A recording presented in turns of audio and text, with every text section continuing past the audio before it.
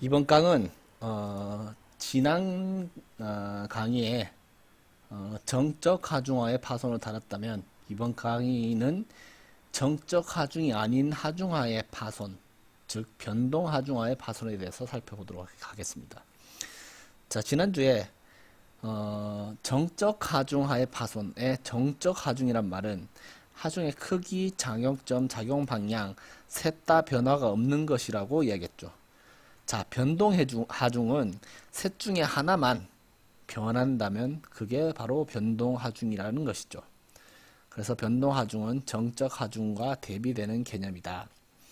자, 어떠한 예가 있을까? 물론 변동 하중은 어떠한 변동이 하중에 있어도 상관없는데 그래도 규칙성이 있어야지 분석할 대상이 될 거 아닙니까? 그러면 어떠한 상태가 규칙성을 가지고 변동 하중을 분석해야 되는 그러한 예에 포함될 수 있을까? 가장 대표적으로 모터가 있습니다. 자, 모터고 이게 모터죠. 그래서 이 축이 돌입니다. 이렇게 축이 돌면 만약에 모터에 이렇게 물체가 걸려 있다고 생각합시다. 그러면 앞에서 보면 이 모터를 이쪽 방향으로 보면 여기에 지금 힘이 가해지고 있죠. 여기에. 그래서 모터가 이쪽으로 이렇게 휘고 뭐 그럴 거 아닙니까? 그래서 여기에 힘이 가해지고 있는데 뭐 예를 들어서 모터가 휜다면 우리가 배웠던 보의 굽힘처럼 위에는 인자응력 그리고 반을 나눠서 아래에는 압축응력이 뭐 발생하겠죠.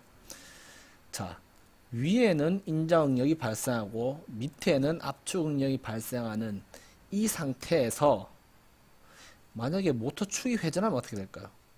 자, 원래는 이 상태에 자, 뭐 예를 들어서 점을 찍었어 제가. 그 점을 네 군데 찍어서 이거 1번, 2번, 3번, 4번이라고 합시다. 자, 처음에는 1번이 이 경우죠. 인자응력. 3번이 압축응력을 받고 있을 거 아닙니까? 근데 모터가 회전하는데 뭐 예를 들어서 되게 짧은 시간에 90도를 회전했다. 그래서 이 방향으로 돌았기 때문에 이제는 1번이 여기 가고 2번 여기 3번 4번이 여기 갔다. 그러면 1번은 아까 전에는 방금 전에 인자응력이었죠. 1번 지금 인자응력 그대로 받고 있을까요? 그렇지 않죠. 지금은 이 달려있는 물체가 이렇게 매달려 있는데 이 매달린 상태는 여기 베어링 같은 게 있어가지고 이 매달린 상태는 변화가 없다고, 그러니까 축에 고정되어 있지 않고 그냥 걸려 있다고 생각하면 지금 힘은 여기에 가해지고 있죠. 4번 있는 위쪽에, 그죠? 그래서 4번이 지금 위쪽으로 올라갔기 때문에 이번에는 4번이 인자응력을 받고 있습니다. 그리고 이번에는 2번이 압축응력을 받고 있겠죠. 만약에 인자응력만이 문제라면 계속 이 회전을 할 때마다 인자응력이 받는 곳이 변할 겁니다. 그죠? 자, 이 1번이 처음에는 인자응력 받다가 여기서는 뭐 응력이 자유로운 상태겠죠. 중간이니까 응력이 없겠죠. 근데 3번이 되면 이제 압축응력을 받을 거 아닙니까? 그죠? 그러다가 4번이 되면 또 자유롭다가 1번이 되면 또 인자응력을 받을 겁니다. 이걸 뭐 그래프로 그려보자면 1번이 처음에 인자응력부터 여기가 뭐 이게 시간이고 이게 응력이라면 처음에는 인자응력, 그러니까 플러스 응력을 해서 시작했다가 0으로 떨어졌다가 다시 마이너스로 갔다가 플러스로 갔다가 이러한 것을 반복할 거 아닙니까? 그죠? 그래서 반복한다. 그죠?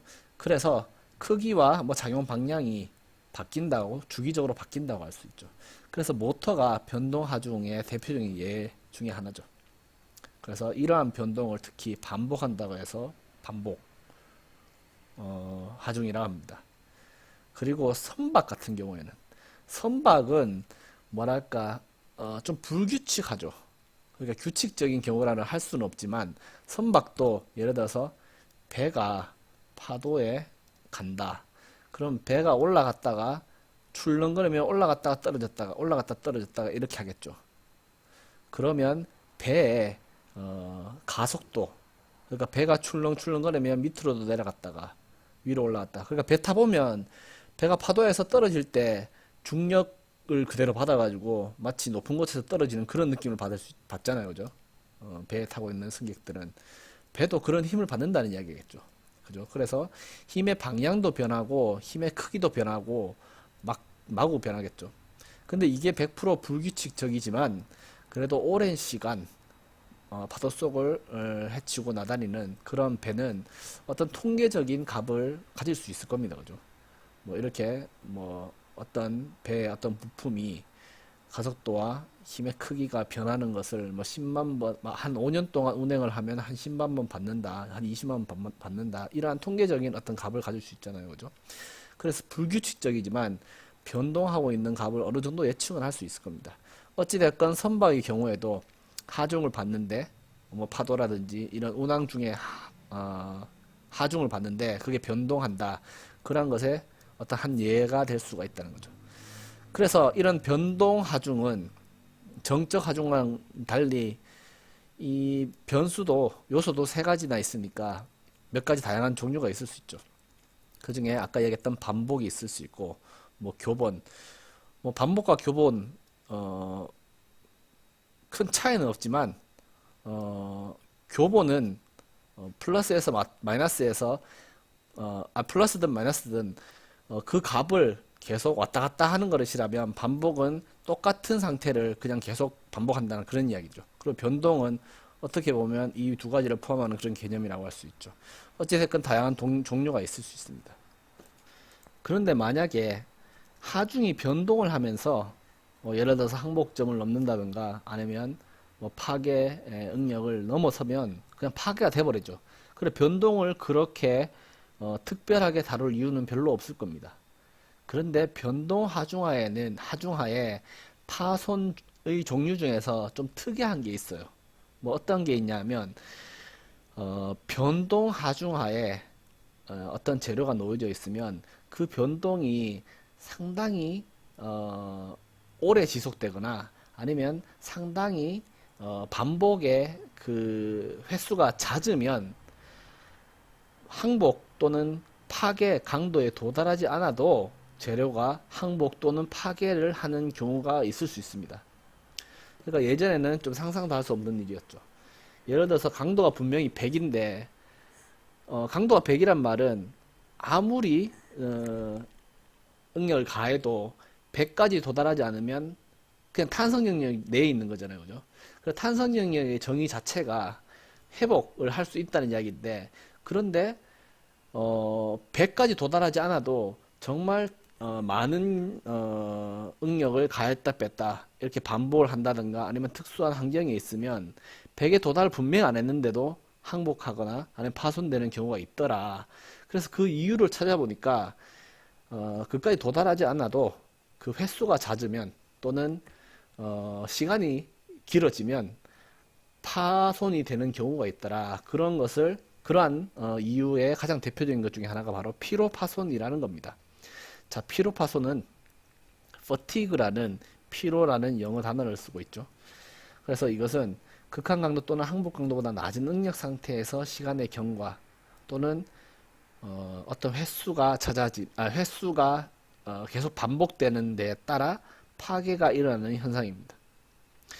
이것은 정적 하중항의 파손은 우리가 지난주에 다뤘던 정적 하중항의 파손은 주어진 값을 넘어서면 파손이 되고 넘어서지 않으면 파손이 안 되는 이렇게 아주 정확한 그러니까 예측이 쉬운 그러한 조건 하에서 일어나는 어떤 현상이라면 변동 하중하의 파손 특히 피로 파손이라는 것은 정확하게 언제 어떻게 일어나는지 예측하기가 매우 힘듭니다. 그 이유가 너무나 다양한 어떤 요인이나 변수도 많을 것뿐만 아니라 설사 딱 주어진 조건이나 하더라도 그 횟수가 뭐 10,000번, 100,000번 이렇게 매우 많은 어떤 횟수를 경험을 해야지 파손이 일어나는 경우가 많거든요. 그렇기 때문에 예측하기가 쉽지 않습니다.